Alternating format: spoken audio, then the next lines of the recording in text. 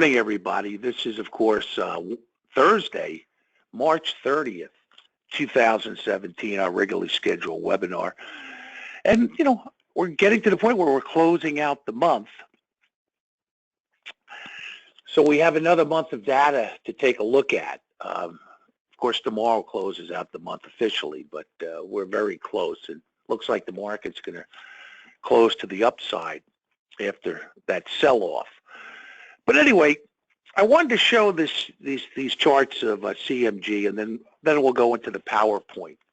But as I was saying, more and more, I'm incorporating the utilization of this ADX line. Now, here's the theory. When the ADX line peaks out over 40, okay, and you can see here it was well above 40, probably got close to 50, it's typically signifying that the downtrend is running out of steam, okay? And then you'll notice here that the ADX line starts to dive.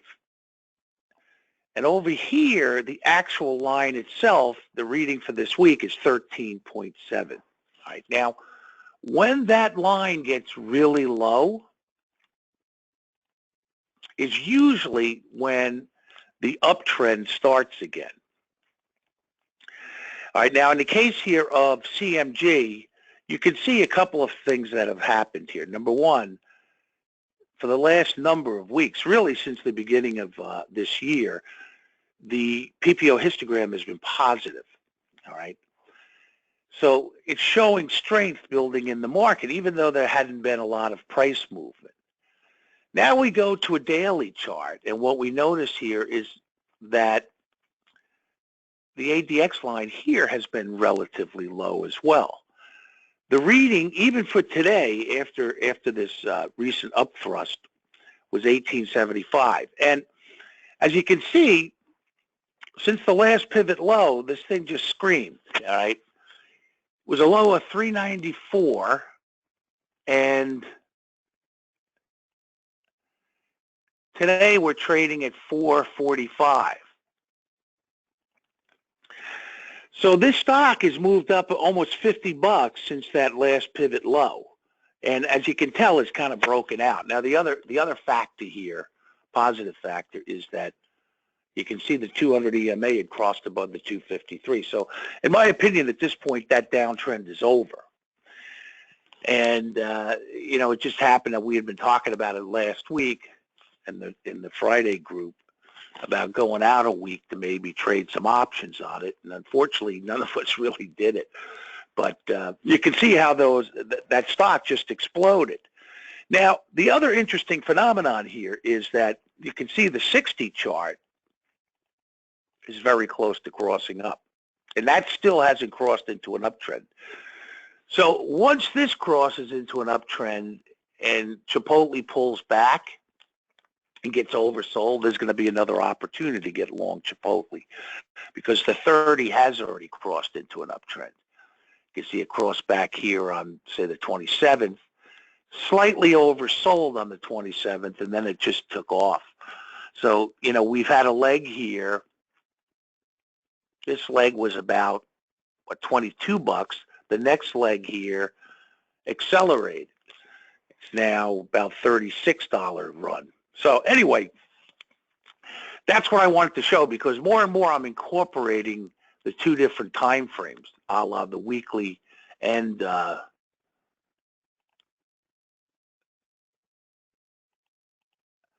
daily to come up with hopefully some really positive trades. Let's go through the slideshow, and then we'll go back to some live charts after we're done. All right, here are the monthly charts. And again, I want to keep showing these because of the extreme level we're at. Did I do this wrong? Boy, I couldn't read this. The upper band, sorry, this is wrong. The upper band is 2319. And as of yesterday, we closed at 2361. So we are now roughly 40 points above the upper band. Now, again, we can interpret this a couple of different ways. I mean, the first way is the fact that this market is tremendously overbought. Okay, there's no question in my mind that this market's overbought. Having said that, it doesn't mean the market's not going to stop just because it got above the upper band. We need to just be cognizant of that level, because if the market does sell off and get back below it, then I would anticipate it would offer support.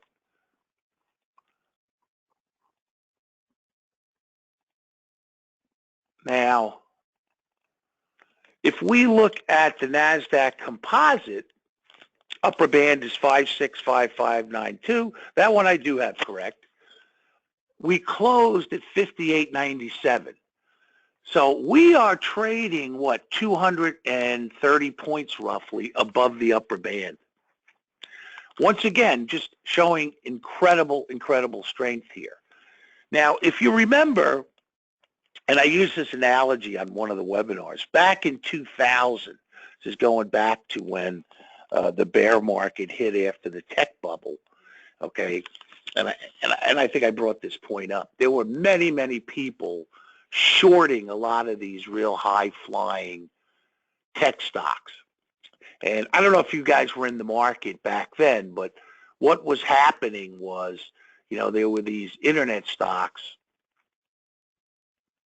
that really had no earnings, no valuation. And, you know, they're going up $12, $15, $20 a day, and they're just screaming to the moon, okay? And people started shorting them, all right? And I think part of the reason they kept running up so high is that, you know, as they jump another 20 points, now the shorts have to cover, just kept fueling this crazy acceleration and crazy vertical moves in a lot of these high-flying stocks. There were a couple of classic stories, by the way, these stocks, you know, that came out. They were like $5, and they ended up going to like 300. I mean, back then, I think Qualcomm hit $800, and it split 4 for 1. But just crazy, monstrous moves. But the point I'm going to make here is that the people who got hurt were the people who were shorting these stocks, all right? And they kept shorting and shorting and shorting, saying, you know, these things can't go up forever. Well, guess what? They continued to go up and explode in value. And, you know, these guys trying to catch the top here all got burnt, totally burnt. All right. Now, the point is, and again, I don't have a 20-year chart here of the NASDAQ composite, but at any rate, if we go back and look at that, the NASDAQ continued to run up well above the upper band for a sustained period of time. And then, of course, it finally collapsed, all right? And then, you know, these guys who had been early on the trade and lost all this money, you know, obviously were kicking themselves. So the point here is this, that this can happen. But it makes us well aware of what environment we're trading in, and that's the key point here. Now, here's the Dow. As you can see, the Dow, the upper is 20,119. We're about 500 points above that. So again, the Dow is above it. Virtually every major market is above its upper band on the monthly chart. Here's crude oil, okay? And again, you know, here's the perfect example, by the way. It's kind of tough to see over here, but when crude oil broke out, all right, it continued to run above the upper band back in 08. And then it finally reversed, and then it crashed. And you can see how hard it crashed and how fast. This level, I believe, was roughly around 140. Dropped from 140 down to $34. And, you know, it did it in, what, roughly half a year. And then, of course, because it took out the upper band, the expectation is we'd see a retest of it. And that's exactly what happened. It hit the upper band again and then sold off. And that's where we are now. Now, XLE got, well, this is actually the spot price for the actual commodity, but it got below the mid-band, and now here we are the 4th month testing that mid-band. That mid-band is 54.79. Now, a couple of things I want to point out here, all right? If you look down here, the PPO histogram is positive. Money flow is positive. So my feeling is we may get a little bit more of a pullback here, but if this ADX line crosses up, then I think you'll see it take out the mid-band and start to head back up, which puts a lot of oil companies back into play. That's what makes it rather interesting, and I see there are a couple that look pretty attractive right now. But I would like a little bit more confirmation here on the monthly chart to say, all right, I think we have a major bottom in place. It's time to get long. And then here's Apple. Okay, Apple, again, upper band 130.26, closed at 144.12. So Apple now is about 14 bucks above the upper band. And again, look at Apple here. That level's about 20 bucks. If you started shorting here, you got murdered. Okay, you got absolutely destroyed because it ran from that breakout point above the upper band up to 91 bucks a share. And again, this is all split adjusted. Apple was more fun, quite frankly, in my opinion, when it before it split. But again, here it broke out again, got underneath it, came back above it, kind of consolidated for a long time here, right at the upper band. Then it basically doubled from that point. So again, we can see how, how price tends to move around these upper bands. All right, now let's take a look at the shorter term chart. Okay, here's the 60. A couple of things I want to point out here. Number one, we obviously saw the market sell off against the upside confirming line, that 23.90. And that's where the market pulled back from. Busted through the 23.75 major support line, came down, and basically held support at the 23.28 upside confirming line. All right. And now this last rally got back above the 23.59 line. And you can see yesterday we closed at 23.61. So my feeling was we get a close today above 23.59, we're going to test that 23.75. Now, the other thing that isn't 100% evident here, because it's kind of congested on the chart, is the fact that at this low here, the 60 was still in an uptrend, okay? Albeit it was weakening, and we know it was weakening because the 200 did come down and cross underneath the 253. But then if we look at the 30-minute chart, okay, we had two setups where the 30 breached the lower band. Okay, the first time it did, it was back here in the 22nd. Okay, and again, we had the rally, got slightly overbought here.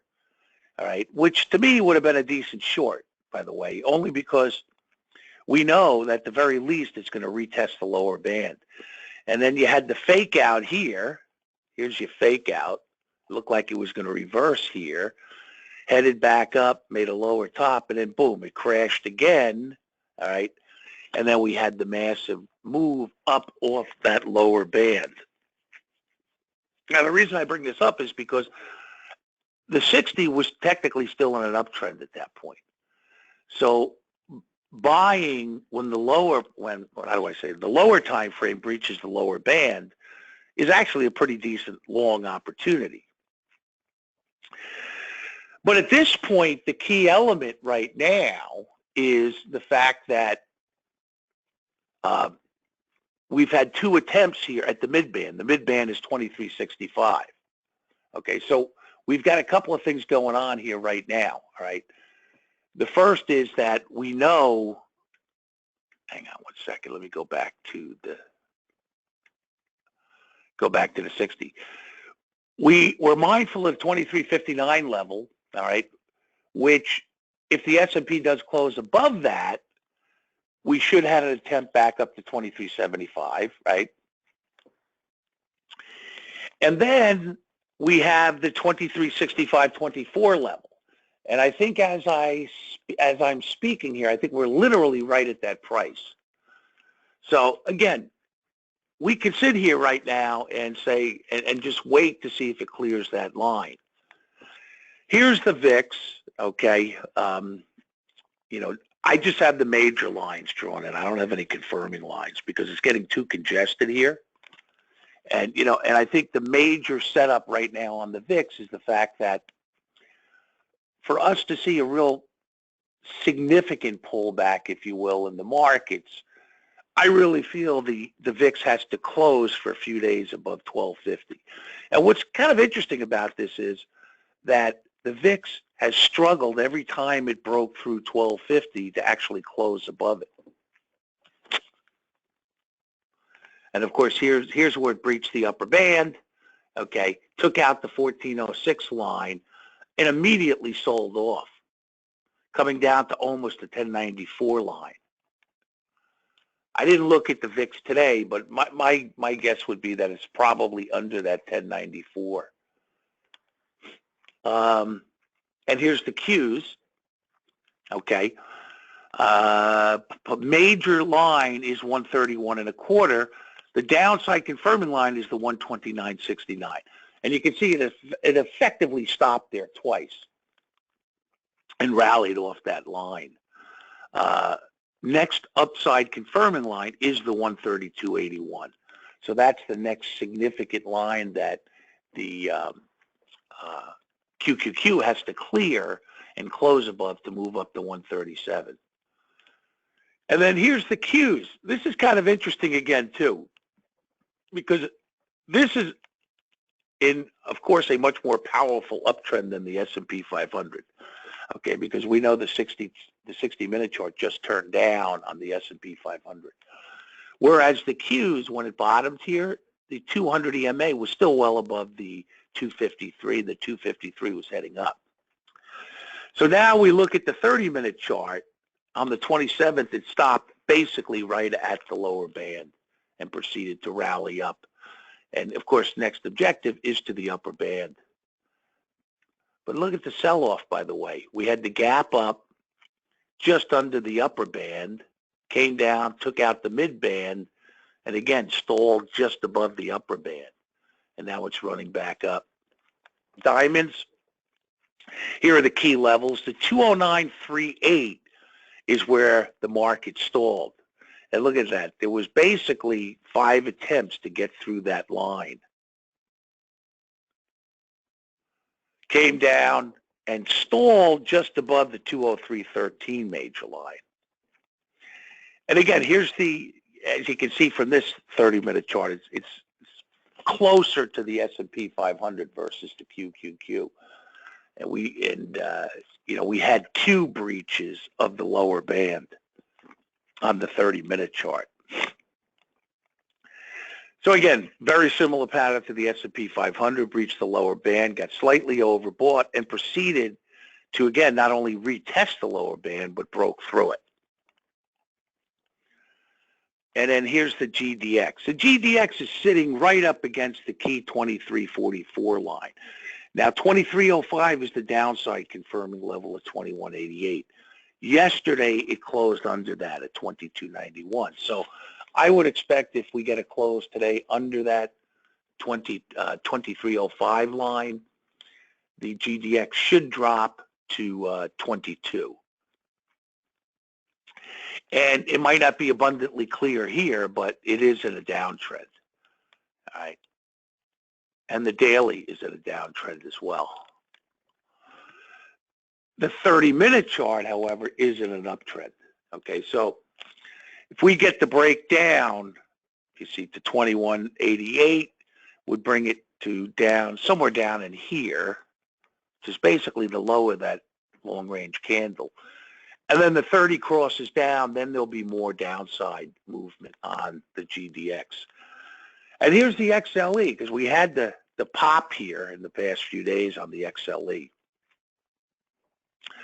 Let me point this out. We had the breach here, had a breach here, and then here's the retest. and the retest came just above the lower band. Now, 69.53 is the upside level to 21.88, and yesterday it did close above it. So a close above it today, and it probably will test that 72 area, and I would fully expect that to happen. And then here's Apple. Okay, here's the 60-minute chart of Apple. The next major line is 145.31. Just exhibiting incredible strength here. The 60-minute chart is still in an uptrend, okay? And again, you know, to me, at this point, if you're going to trade Apple, I mean, to me, the only way to trade it is to continue to trade it from the long side. Okay, I want to talk about just a few earnings charts, and then we can go to some live charts. This was CCL, Carnival. They reported the other day. Let me see, guys. Just checking. Okay. They reported the other day, and I thought it was kind of interesting because it gapped up, basically stalled right at the upper band on the daily.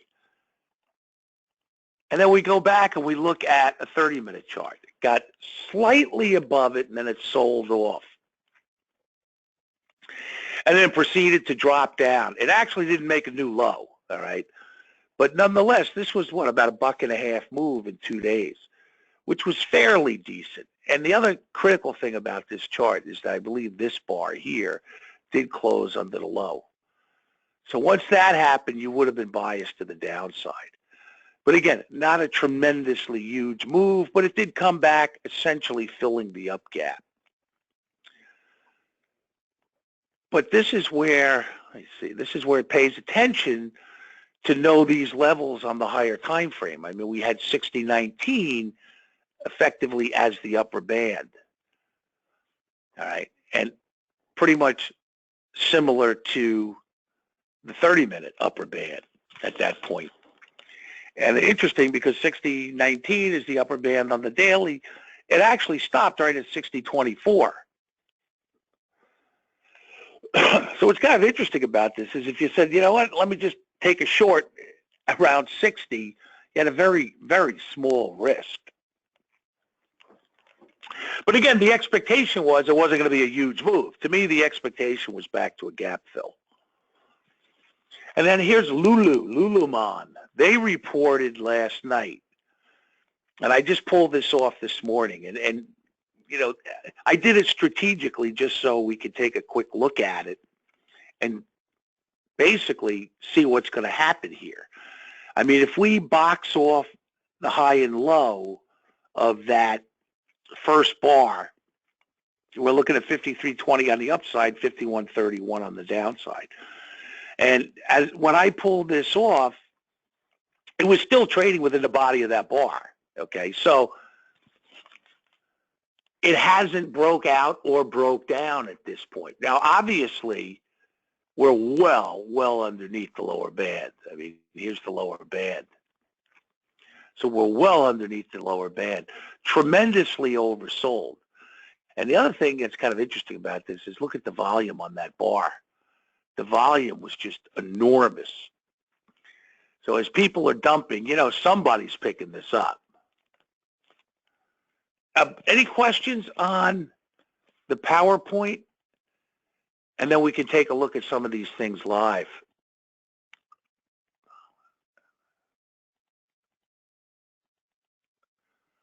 It says, I see you have a dotted yellow on the ETF charts. Let's take a look.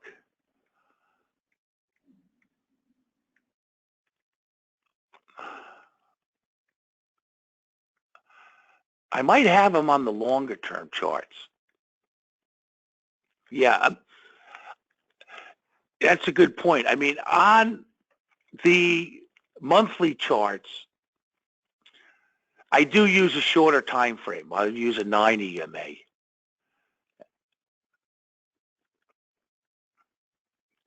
But I don't know if it's all that significant, the 9 EMA. Some people use a 20.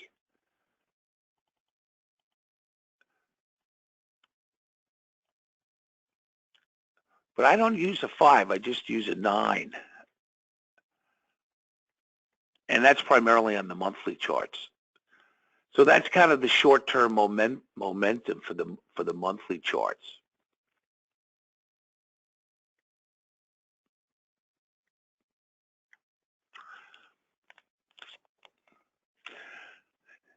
Anyway, let me close this down. Okay. All right, now let's go to Lulu.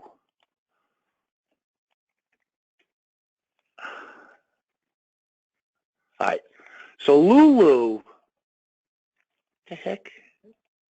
Hang on one second, guys. Okay. Lulu continues to trade within the body of the bar. Now let's see if it took it out on the downside here.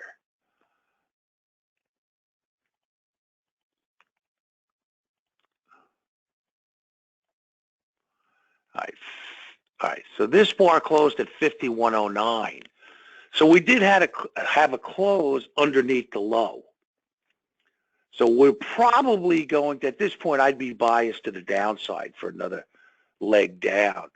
But it is tremendously oversold right now. I mean, I'm not 100% certain I'd take a short on this. I'd be more interested in playing the reaction. I do want to see one thing on Lulu, because we closed yesterday at roughly 65. So let's see something here.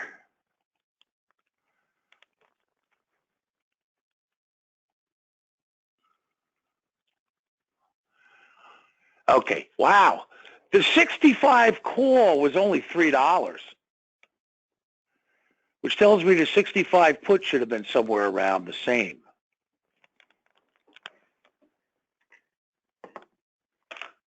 I'm quite shocked that it was that cheap.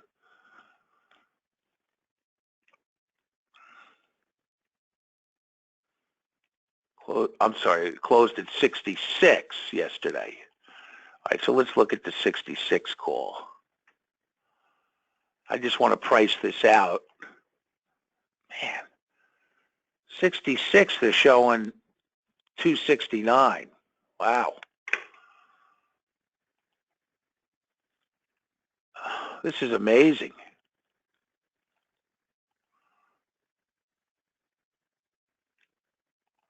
So we'll price out the 66 put. Oh, here it is.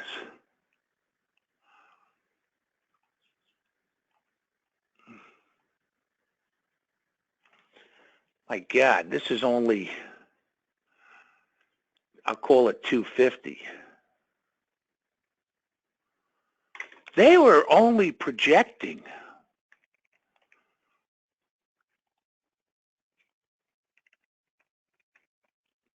like an 8% move. That's unbelievable to me. I mean, this is an instance where had you straddled it, you actually made very good money. Because look, right now they're showing roughly $15. So you would have been in this trade for about 5 with a triple. Unbelievable.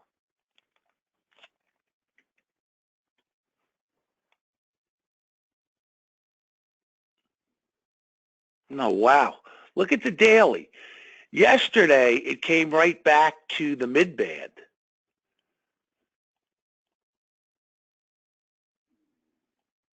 Yeah, we've got a little bit more room on the downside. The lower band is 49.52. So it's about 2 points away from the lower band. And look at that. We're getting the huge, huge climax volume today.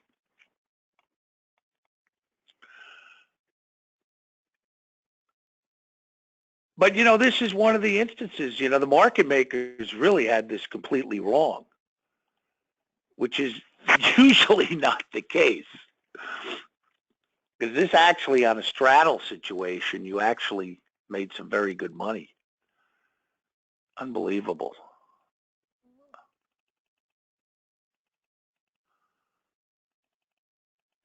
See-through yoga pants strikes again. Yeah. Yeah, it's funny you say that. Yeah, it had that little rally. Rallied about $5 into the earnings. Unbelievable. I mean, this is one of the stocks that, actually would have made very good money just straddling it, without deciding a directional bias. Incredible. Incredible. All right, well, let's take a look. Anything else? Let's look at CCL. See if they made any movement. All right. Well, here's the 10-minute. Came down to roughly the mid-band. And then we had the rally from there, and now it's pulling back slightly again. This wasn't, by the way, this to me wasn't a huge trade opportunity, but just following, the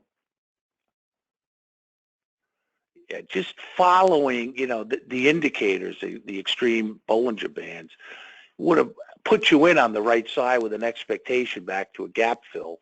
And then when you hold into the shorter time frame, it actually stopped right at the mid-band. So, when it stalled here, you would have been gone on your short. There's no question about it. All right, here's the SPY. All right, so we just cleared the mid-band. So we have an objective up to 2375. We should hit that tomorrow, I would suspect. And then the next upside level, take a look. I think it's about 2390, if I'm not mistaken.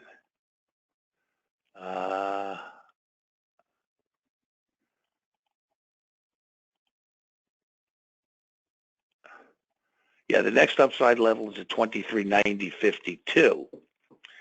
So we'd have to clear that level and close twice above it to move up to the next line. I think ultimately this market does go to 2,500. I think that's where ultimately the S&P wants to go. All right. I think Lula will be a nice little opportunity for tomorrow. Let's look at these. Let's look at the 10. All right, there's your 10. Now, again, the conservative way to trade this is to just wait, wait for a bar to close above the high of the first bar, or wait for it to close back inside the lower band.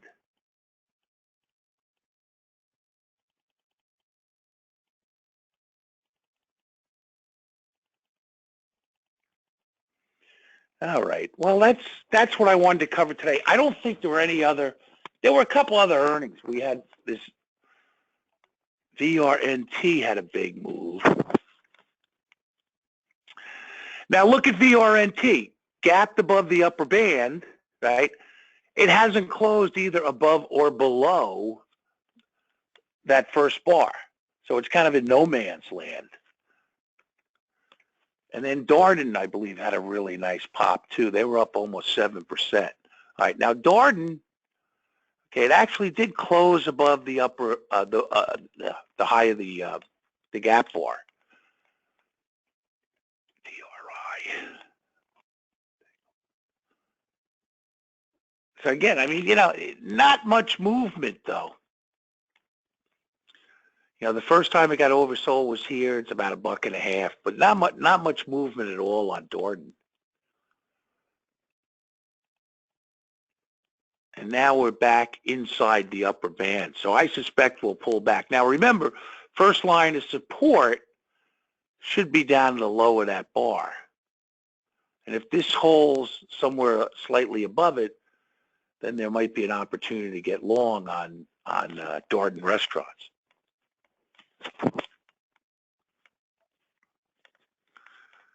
Okay.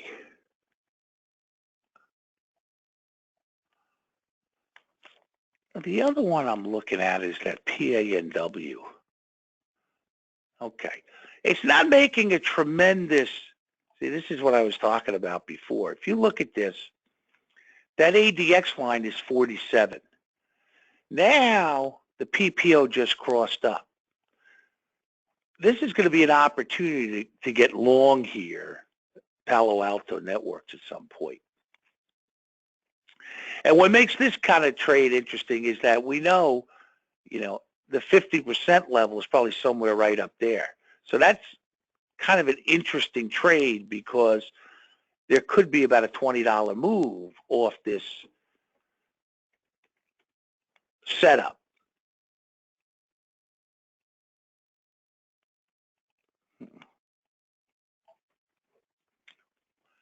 So this is one I've been watching too in anticipation of a bounce.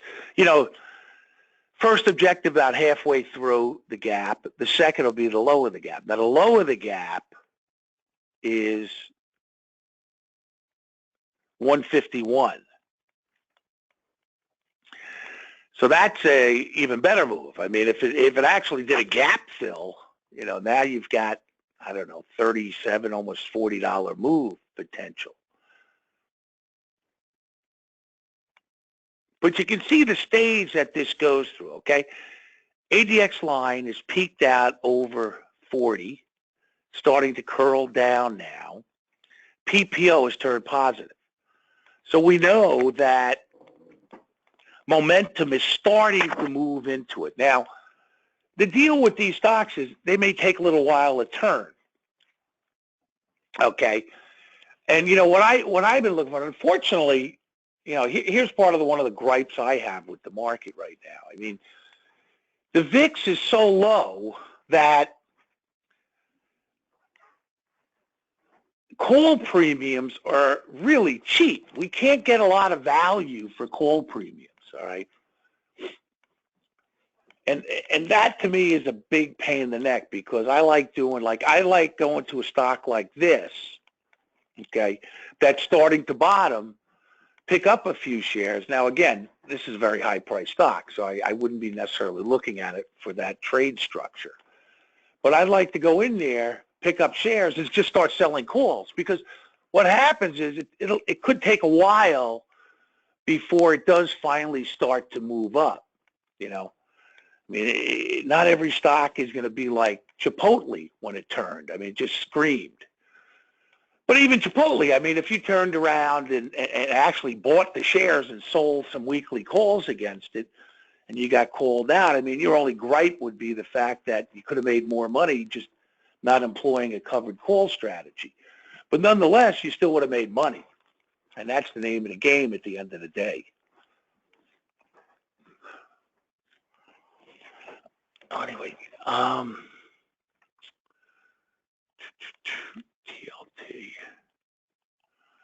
Let's look at the TLT real quick. And we'll look at the GDX. Okay, so the TLT is starting to come back down. And it's stalled, by the way. The TLT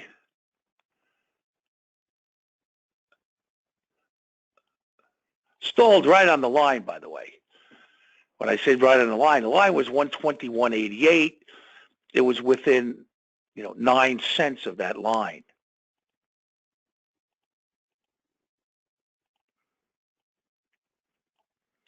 And, now it's going to start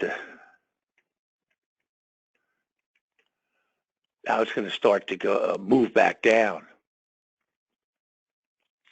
Here are the rates. Rates are down slightly today. But based on the TLT, I would expect the rates to start moving up. Okay. Any other questions? If not, then I'm probably going to shut down for today. Or does anybody want to look at anything, any charts in particular?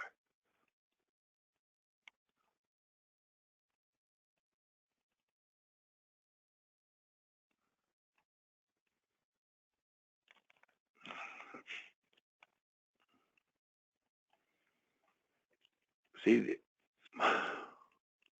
take a look here. Okay, so Aries is just kind of hanging.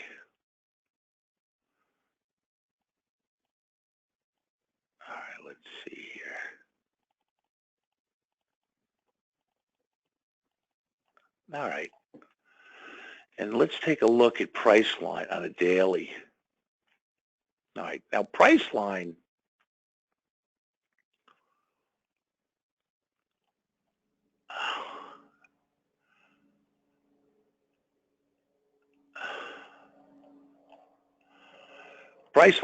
is really overbought. Now, again, look at this. See how low that level is? 21, dip below 15, 20, 15. And Priceline, usually what I'm finding here is when that ADX line is really low like this, when it starts to move, it's usually a fairly large move. And, again, it's been kind of confirmed with Priceline, but I can show you example after example like that. And let's see what Amazon looked like. Okay.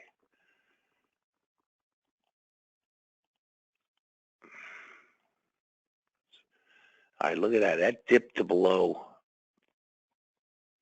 This was well under 15 at this low. And I'd say that qualifies.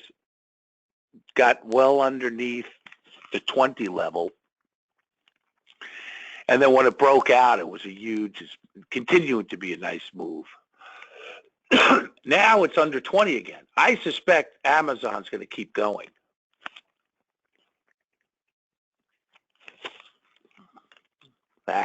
Way above the upper band now.